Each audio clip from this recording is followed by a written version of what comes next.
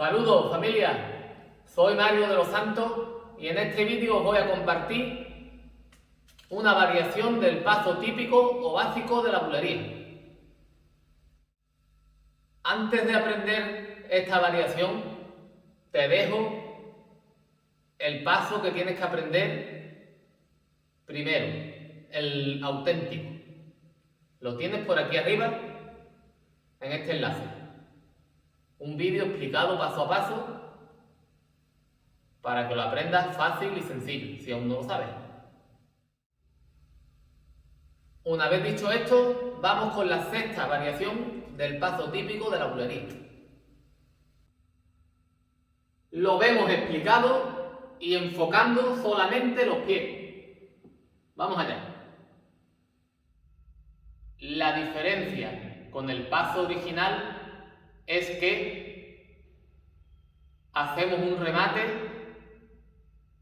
para cambiar de un paso a otro, dentro del mismo paso típico de la bulería. Otro dato a tener en cuenta es que entramos como en el original. La variación se hace en el segundo paso que realizamos. Que 1, que 2, que 3.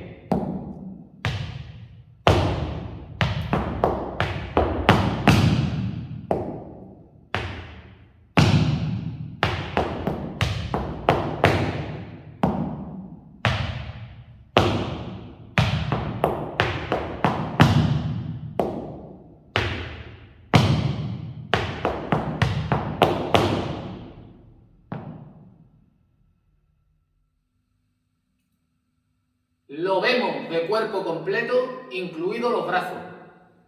Vamos allá.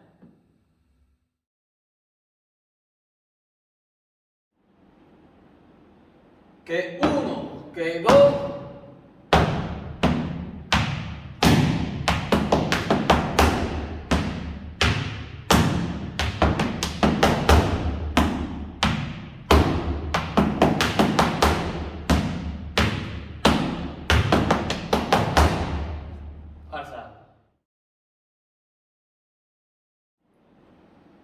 Que 1, que 2.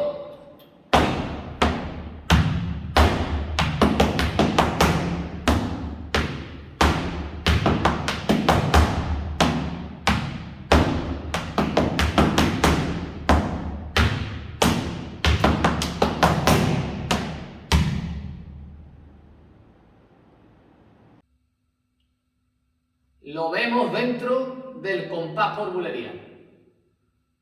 Vamos al lío.